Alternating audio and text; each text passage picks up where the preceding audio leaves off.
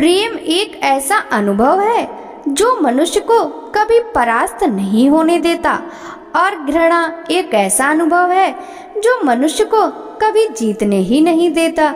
हरे कृष्णा, राधे राधे। सभी भक्तों को सादर प्रणाम। भक्तों, आप नियमित प्रातः 5 बजे हमारे चैनल पर पुरुषोत्तम मास महात्म्य की कथाएं श्रवण करते हैं। साथ ही प्रातः 5:30 बजे शिव महापुराण की कथाएं भी श्रवण करते हैं। सभी वारों की कथाएं, तिथि, ज्ञान इत्यादि की जानकारी भी आपको हमारे चैनल के माध्यम से दी जाती है। भक्तों, यदि अभी तक आपने चैनल को सब्सक्राइब नहीं किया है तो अवश्य ही कर लें। साथ ही बेल आइकन भी प्रेस कर लें, जिससे आने वाले हर नए वीडियो का नोटिफिकेशन आपको तुरंत ही मिल सके। पुरुषोत्तम मास महात्म्य के कल के अध्याय में आपने 24वें अध्याय की कथा का रसपान किया था। भक्तों, पुरुषोत्तम मास महात्म्य के आज के इस अध्याय में हम 25वें अध्याय की कथा का रसपान करेंगे। तो चलिए भक्तों, वीडियो शुरू करते हैं।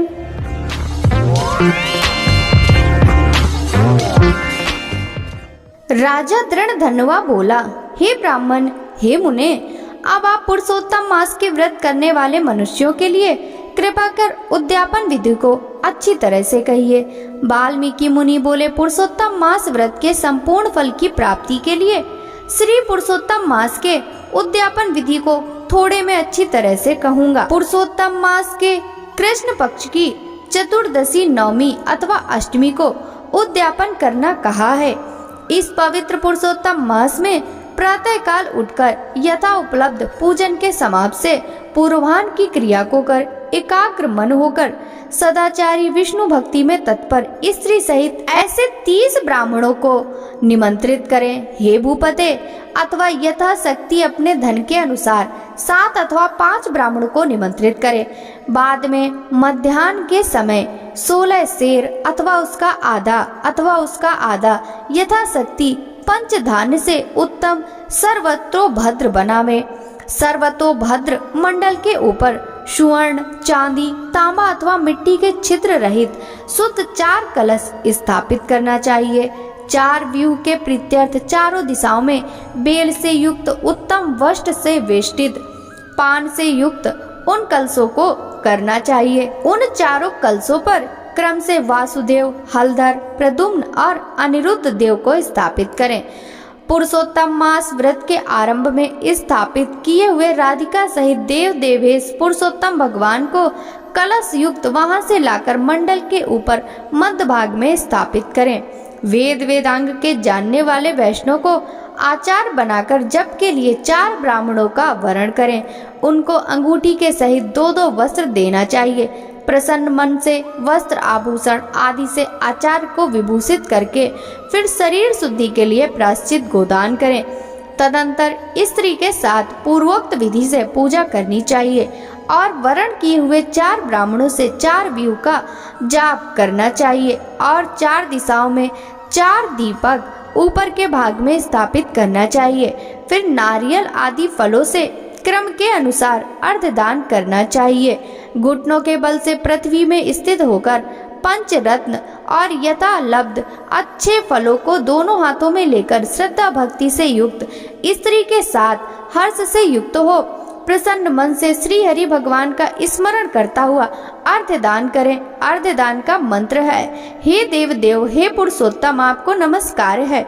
हे हरे, राधिका के साथ आप मुझसे दिए गए अर्ध को ग्रहण करें। नवीन मेघ के समान श्याम वर्ण 2 भुजाधारी मुरली हाथ में धारण किए पीताम्बर धारी देव राधिका के सहित पुरुषोत्तम भगवान को नमस्कार है। इस प्रकार भक्ति के साथ राधिका के सहित पुरुषोत्तम भगवान को नमस्कार करके चतुर्थ यंत्र नाम मंत्रों से तिल की आहुति देवें। इसके बाद उनके मंत्रों से तर्पण और मार्जन करें। बाद में राधिका के सहित पुरुषोत्तम देव की आरती करें। अब नीराजन का मंत्र कमल दल के समान कांति वाले राधिका के रमण कोटि कामदेव के सौंदर्य को धारण करने वाले देवेश का प्रेम से नीराजन करता हूँ। अत ध्यान मंत्र अनंत रत्नों से शोभायमान सिंहासन पर स्थित अंतर ज्योति स्वरूप वंशी शब्द से अत्यंत मोहित व्रज की स्त्रियों से घिरे हुए, इसलिए वृंदावन में अत्यंत शोभायमान राधिका और कौस्तुभ मणि से चमकते हुए हृदय वाले शोभायमान रत्नों से जड़ित किरीट और कुंडल को धारण करने वाले आप नवीन पीताम्बर को धारण किए हैं। इस प्रकार पुरुषोत्तम भगवान का ध्यान करें। फिर राधिका के सहित पुरुषोत्तम भगवान को पुष्पांजलि देकर स्त्री के साथ साष्टांग नमस्कार करें। नवीन मेघ के समान श्याम वर्ण पीत वस्त्रधारी अच्युत श्री वत्स चिन्ह से सुशोभित उर्वस्त्र वाले राधिका सहित हरि भगवान को नमस्कार है। ब्राह्मण को सुवर्ण के साथ पूर्ण पात्र देवे। प्रसन्नता के साथ आचार्य को बहुत सी दक्षिणा देवे। सपत्नीक आचार्य को भक्ति से वस्त्र आभूषण से प्रसन्न करे। फिर ऋत्विजों को उत्तम दक्षिणा देवे। बछड़ा सहित वस्त्र सहित दूध देने वाली सुशीला गौ को घंटा आभूषण से विभूषित करके उसका दान करना चाहिए। तांबे का पीठ, सुवर्ण का श्रृंग, चांदी के खुर से भूषित कर देवे। घृत पात्र देवे और उसी प्रकार तिल पात्र देवे। स्त्री पुरुष को पहनने के लिए उमा महेश्वर के प्रीत्यर्थ वस्त्र का दान करें। 8 प्रकार का पद देवें और 1 जोड़ा जूता देवें। यदि शक्ति हो तो आयु की चंचलता को विचारता हुआ वैष्णव ब्राह्मण को श्रीमद् भागवत का दान करें। देरी नहीं करें। श्रीमद् भागवत साक्षात भगवान का अद्भुत रूप है। जो वैष्णव पंडित ब्राह्मण को देता है वह कोटि कुल का उद्धार कर अप्सरा गणों से सेवित विमान पर सवार हो योगियों को दुर्लभ गोलोक को जाता है। हजारों कन्यादान, सैकड़ों वाजपेयी यज्ञ, धारण के साथ क्षेत्रों के दान और तुला दान आदि 8 महादान हैं और वेद दान हैं।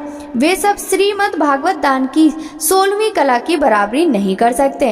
इसलिए श्रीमद् भागवत को स्वर्ण के सिंहासन पर स्थापित कर वस्त्र आभूषण से अलंकृत कर विधि पूर्वक वैष्णव ब्राह्मण को देवे। कांसे के 30 संपुट में 30-30 मालपुआ रखकर ब्राह्मण को देवे। हे पृथ्वी पते, हर एक मालपुआ में जितने छिद्र होते हैं उतने वर्ष पर्यंत वैकुंठ लोक में जाकर वास करता है। योगियों को दुर्लभ निर्गुण गोलोक को जाता है। जिस सनातन ज्योतिर्धर्म गोलोक को जाकर नहीं लौटते 2.5 सेर कांसे का संपुट कहा गया है। निर्धन पुरुष यथाशक्ति व्रत पूर्ति के लिए संपुट दान करे अथवा पुरुषोत्तम भगवान के प्रीत्यर्थ मालपुआ का कच्चा सामान फल के साथ संपुट में रख देवे। हे नराधिप, निमंत्रित सपत्नीक ब्राह्मणों को पुरुषोत्तम भगवान के समीप संकल्प करके देवे। अब प्रार्थना लिखते हैं। हे श्री कृष्ण, हे जगधार, हे जग आनंददायक अर्थात हे जगत को आनंद देने वाले, मेरी समस्त इन लोक तथा परलोक की कामनाओं को शीघ्र पूर्ण करें। इस प्रकार गोविंद भगवान की प्रार्थना कर प्रसन्नता पूर्वक पुरुषोत्तम भगवान का स्मरण करता हुआ स्त्री सहित सदाचारी ब्राह्मण को भोजन करावे। ब्राह्मण रूप हरि और ब्राह्मणी रूप राधिका का स्मरण करता हुआ भक्ति पूर्वक गंधाक्षत से पूजन कर घृत पायस का भोजन करावे। व्रत करने वाला विधि पूर्वक भोजन समान का संकल्प करे। अंगूर, केला, अनेक प्रकार के आम के फल, घी के पके हुए सुंदर, उड़द के बने बड़े, चीनी घी के बने घेवर, फेनी, काड़ के बने मंडक, खरबूजा, ककड़ी का साग, अदरक, सुंदर नींबू, आम और अनेक प्रकार के अलग अलग साग। इस प्रकार 6 रसों से युक्त 4 प्रकार का भोजन सुगंधित पदार्थ से वासित गोरस को परोसकर कोमल वाणी बोलते हुए, यह स्वादिष्ट है, इसको आपके लिए तैयार किया है, प्रसन्नता के साथ भोजन कीजिए। हे ब्राह्मण, हे प्रभु, जो पकाए हुए पदार्थों में अच्छा मालूम हो उसको मांगिए। मैं धन्य हूँ, आज मैं ब्राह्मणों के अनुग्रह का पात्र हुआ, मेरा जन्म सफल हुआ। इस प्रकार कहकर आनंद पूर्वक ब्राह्मणों को भोजन कराकर तांबुल और दक्षिणा देवें। इलायची, लौंग, कपूर, नागर पान, कस्तूरी, जावित्री, कत्था और चूना, इन सब पदार्थों को मिलाकर भगवान के लिए प्रीत तांबुल को देना चाहिए। इसलिए इन सामानों से युक्त करके ही आदर के साथ तांबुल देना चाहिए। जो इस प्रकार तांबुल को ब्राह्मण श्रेष्ठ के लिए देता है वह इस लोक में ऐश्वर्य सुख भोग कर परलोक में अमृत का भोक्ता होता है। स्त्री के साथ ब्राह्मणों को प्रसन्न कर हाथ में मोदक देवे और ब्राह्मणियों को विधि पूर्वक वस्त्र आभूषण से अलंकृत कर वंशी देवे। सीमा तक उन ब्राह्मणों को पहुंचाकर विसर्जन करे। मंत्रहीनम क्रियाहीनम भक्तिहीनम जनार्दना यद पूजितम मया देव परिपूर्ण तदस्तु में। और इस मंत्र से पुरुषोत्तम भगवान का क्षमापन समर्पण करें। यस स्मृत्या च नमोकत्या तपो यज्ञ क्रियादिषु न्यूनम संपूर्णताम याति सद्दो बंदे तमुच्चितम। इस मंत्र से जनार्दन भगवान को नमस्कार कर जो कुछ कमी रह गई हो वह अच्युत भगवान की कृपा से पूर्ण फल देने वाला हो, यह कहकर यथा सुख विचरे, अन्न का यथा भाग विभाग कर भूतों को देकर मिथ्या वासर से रहित हो, अन्न की निंदा न करता हुआ कुटुंब जनियों के साथ भोजन करे, अमावस्या के दिन रात्रि में जागरण करें, स्वर्ण की प्रतिमा में राधिका के सहित पुरुषोत्तम भगवान का पूजन करें। पूजा के अंत में सपत्नीक व्रती प्रसन्न चित्त नमस्कार कर राधिका के साथ पुरुषोत्तम देव का विसर्जन करें। फिर आचार्य को मूर्ति सहित चढ़ा हुआ सामान देवे, अपनी इच्छा अनुसार यथा योग अन्न दान को देवें। जिस किसी उपाय से इस व्रत को करें और उत्तम भक्ति से द्रव्य के अनुसार दान देवें। स्त्री अथवा पुरुष इस व्रत को करने से जन्म जन्म में दुख, दारिद्र्य और दुर्भाग्य को नहीं प्राप्त होते। जो लोग इस व्रत को करते हैं वे इस लोक अनेक प्रकार के मनोरथों को प्राप्त करके सुंदर विमान पर चढ़कर श्रेष्ठ वैकुंठ लोक को जाते हैं। श्री नारायण बोले। इस प्रकार जो पुरुष श्री कृष्ण भगवान का प्रिय पुरुषोत्तम मास व्रत विधि पूर्वक आदर के साथ करता है वह इस लोक के सुखों को भोगकर और पाप राशि से मुक्त होकर अपने पूर्व पुरुषों के साथ गोलोक को जाता है। इति श्री बृहन्नारदीय पुराणे पुरुषोत्तम मास महात्म्ये पंचविंशो अध्याय संपूर्णम। हरि शरणम। भक्तों, पुरुषोत्तम मास महात्म्य की यह कथा यदि आपको अच्छी लगी हो तो इस वीडियो को लाइक कर ज्यादा से ज्यादा भक्तों के साथ शेयर कीजिएगा, जिससे भगवान श्री कृष्ण की कृपा सदा सर्वदा सभी पर बनी रहे। आपसे मिलते हैं पुरुषोत्तम मास महात्म्य के अगले अध्याय की कथा के साथ ही वीडियो के कमेंट बॉक्स में जय जय श्री हरि विष्णु जरूर लिखिएगा। तब तक सभी भक्तों को हरे कृष्णा, राधे राधे, हरि बोल।